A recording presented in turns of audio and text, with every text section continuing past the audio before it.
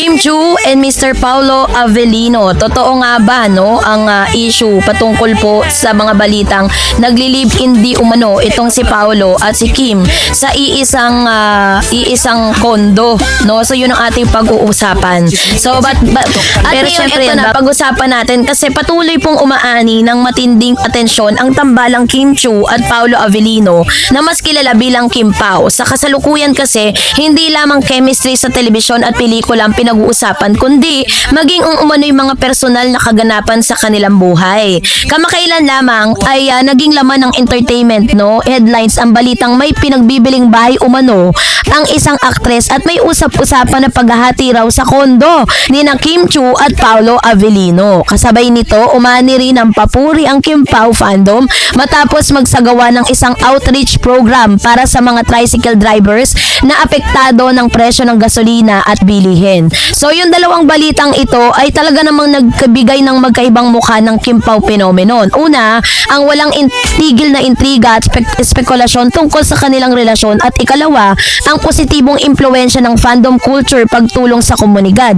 Ang patuloy na paglakas ng Kim Pao tandem mula na panungunang magsama sina Kim Chu at Paulo Avellino ay proyekto, no, na mabilis na lumakas ang kanilang fandom. Maraming manonood ang nakapansin ng natural na chemistry ng dalawa dahilan upang magkaroon sila ng loyal fanbase. Hindi rin inaasahan ng marami na magiging ganoon kalakas ang suporta sa kanila ng tandem dahil magkaiba yung image nilang dalawa. Si Kim ay matagal nang kilala bilang Chinita Princess while ito naman pong si Mr. Paulo Avellino ay mas kilala bilang isang talaga namang seryoso at intense sa kanyang acting roles. Ngunit, syempre, nang magsama sila sa mga romantic projects, tila nag-click ang kanilang personalidad. Unti-unti na rin naging aktibo ang fans ng social media lalo na sa X, Facebook, TikTok at YouTube. Sa paglipas din ng panahon, hindi na lamang basta love team ang tingin ng fan sa Kim Pao. Para sa marami, isa na itong comfort fairing dahil sa pagiging natural, relax at hindi pilit na kanilang samahan.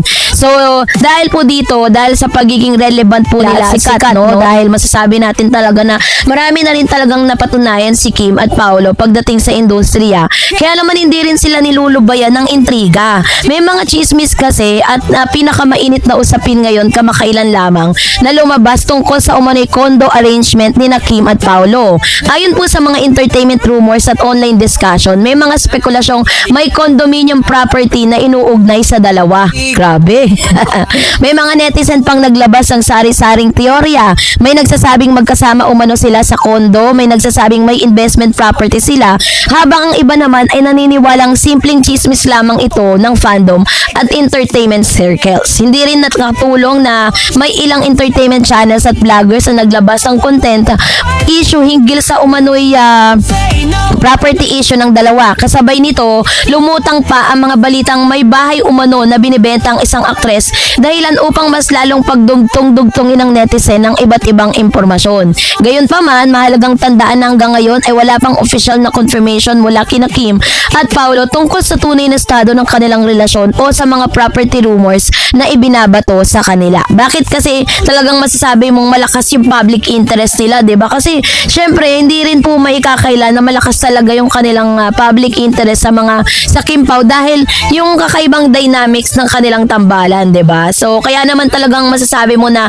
lahat ng gagawin nila binabantayan ng publiko. Even ito pong chika na ito na lumabas na talagang meron silang condominium na kung saan share sila, diba? So, ang point of view lang natin with regards to that is that kung kasi kapag bibili ka ng isang property, alam natin na ipapangalan yun sa mag-asawa. Kung kayo po ay mag-asawa na, so magiging conjugal property nyo yan. At if ever whatever happen, kayo maghiwalay or what, isahatiin nyo po talaga yung mga property na yan. Or else, ipapamana or mapupunta yan dun sa magiging o sa kapartner mo kung sakasakaling mawala na yung kapartner, diba? Pero sa case kasi ni Kim at saka ni Paulo, kung nagsishare na po sila at hindi pa rin naman sila legal na kasal, hindi ko alam kung ano yung arrangement, diba? Doon po sa na yun, sa condo. Kasi sa mga condo kasi, parang rent to own yan Nagbabayad ka monthly ng mga condo dues, lahat ng mga, yung rent mo, diba? Every month. Tapos nagbabayad ka ng yung taxes, yan. Yung mga binabayaran kasi dati nag-condo kami pero iniwan namin dahil sa sobrang daming bayarin, 'di ba? So dahil dito, ayun, yun yung pinag-uusapan at marami rin talaga na parang natuwa dun sa balita na yun kasi kung ginawa nila yun, ibig sabihin in totality, nagle-live-in na sila sa isang condo. 'Di ba? Ang sarap isipin na talagang iba na talaga ang level ng relationship ni Kim at ni Paolo kung ganun ginagawa na nila tong mga bagay na ito.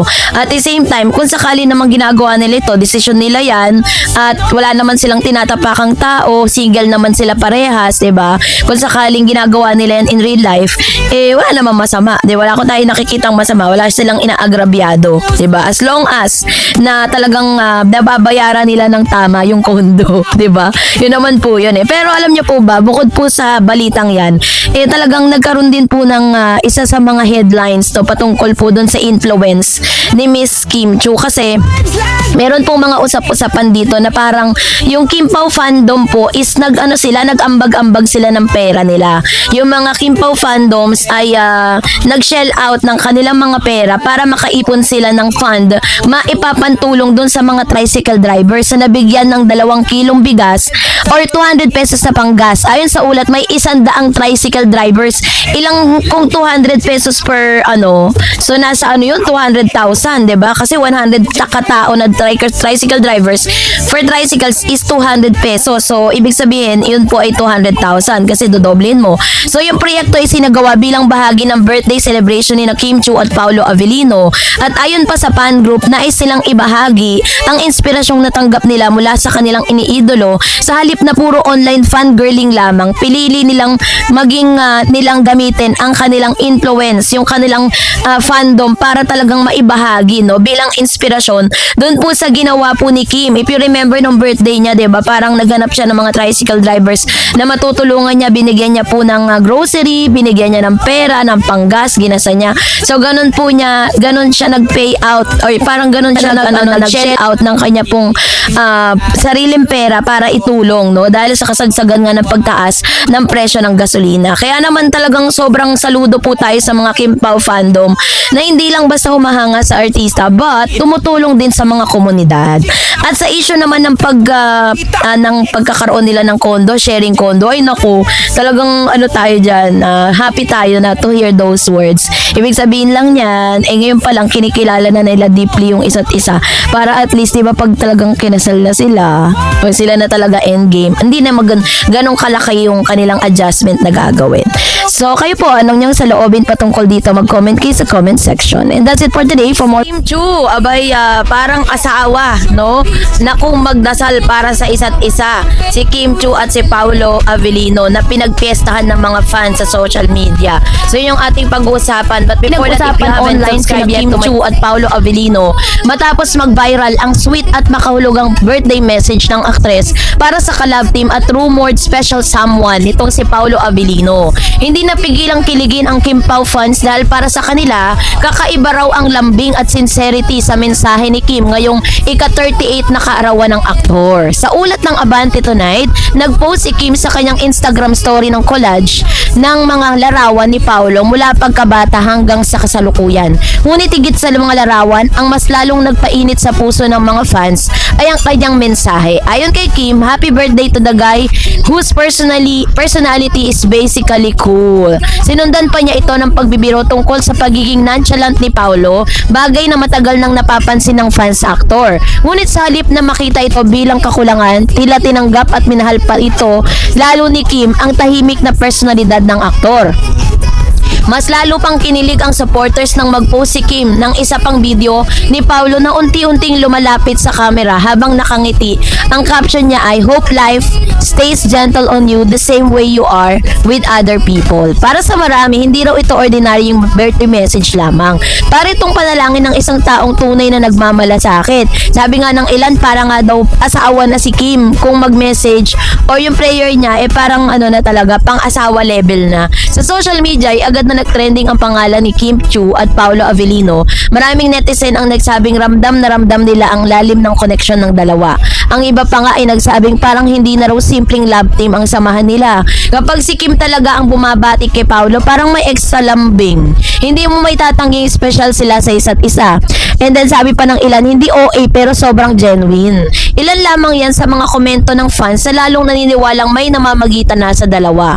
Matatanda ang nagsimula ang tambalan ng Kim Pao sa seryeng What's Wrong with Secretary Kim noong 2024 at doon unang nasilayan ng publiko ang natural nilang chemistry na agad na minahal ng mga viewers. Mula noon, sunod-sunod na ang proyekto nilang magkasama, kabilang ang pelikulang My Love Will Make You Disappear na naging matagumpay sa takilya. Hindi rin doon nagtapos ang kanilang tambalan dahil inanunsyo rin ang upcoming series nilang Kopino at thriller series na The Alibi. Dahil dito ay lalong lumakas ang fandom nila at mas dumami ang naniniwalang hindi na lamang trabaho ang nag-uugnay sa kanila. At isa sa pinaka-pinag-uusapang bahagi ng kanilang relasyon ay kung paano nila pinapanatiling pribado ngunit sweet ang kanilang samahan. So yun yung maganda sa kanila pong samahan, 'di ba? Parang ano sila, parang alam natin na may relasyon sila pero pinipribado nila yun, pero hindi nila pinagdadamot. Ganon nila pinipreserve yung kanilang relationship. So, hindi sila yung tipong laging may sweet post o sobrang vocal sa social media. Ngunit sa bawat simpleng interaction nila, tila mas lalong kinikilig ang publiko. Marami tuloy nagsasabing mas totoo raw ang dating ng Kim Pao dahil hindi pilit ang sweetness nila. Kapag magkasama sila, natural lamang ang tawa, tinginan at comfort level. Pero may ilan din mga fans na nagbalik tanaw sa mga naunang birthday interaction ng dalawa. Noong birthday ni Kim, noong April, naging emotional din ang naging mensahe ni Paolo para sa actress. Sabi niya, kaya naman marami ang nagsasabing tila may special na understanding at emotional connection na ang dalawa. Sa katunayan, may ilang ulat noon na nagsasabing si Paolo raw ang nag-a-absorb ng stress ni Kim kapag napapagod ito sa trabaho at buhay showbiz. Ayon mismo kay Kim, hinahayaan lamang daw siya ng aktor na magkwento at maglabas ng emosyon. Dito lang naantig ang fans dahil hindi lang sweetness ang nakikita nila sa Kim Pao kundi emotional support at companionship. Sa mundo kasi ng showbiz kung saan maraming desisyon or maraming relasyon ang madaling maapektuhan ng intriga at pressure hanggang marami ng tahimik ngunit matatag na samahan or hahanga ka naman sa mga tahimik ngunit matatag na samahan ni Kim at Paolo. Hindi rin may kakailan na parehong dumaan ang matitinding pagsubok ang dalawa pagdating sa personal na buhay at relasyon. Kaya naman marami sa mga supporters nila na tila mas mature at mas malalim ang pagtingin nila ngayon sa pag-ibig. May mga netizen din na nagsasabing posibleng isa sa mga dahilan kung bakit bagay na bagay sina Kim at Paolo ay dahil balanse yung kanilang personalidad. Si Kim ay bubbly, masayahin at expressive, samantalang si Paolo naman tahimik, kalmado at mysterious. At gaya nga ng sabi ng ilang fans, si Kim ay ang kulay, si Paolo ang katahimikan. Pero perfect silang balance. Sa bawat bagong interaction nila online, lalong tumitibay ang paniniwala ng supporters na may special talagang namamagitan sa kanila. May ilan pang nakakapansin na tila mas glowing at mas masaya ngayon si Kim kumpara sa mga nakaraang taon, habang si Paolo naman ay mas madalas nang humiti at maging expressive kapag kasama ang aktres. Kaya naman hindi na nakakapagtaka kung bakit bawat simpleng greetings o post nila para sa isa't isa ay agad na nagiging viral. May ilan ding entertainment observers din na nagsasabing ang Kim Pao raw ngayon ang isa sa pinaka-organic at hindi pilit na love team sa industriya. Walang masyadong gimmick, walang sobrang scripted na kilig, ngunit milyon-milyon ang sumusubaybay. Sa totoo lang, malaking factor dito ang emotional authenticity nilang dalawa. Ramdam kasi ng tao kapag may tunay na concern at care ang dalawang artista sa isa't isa.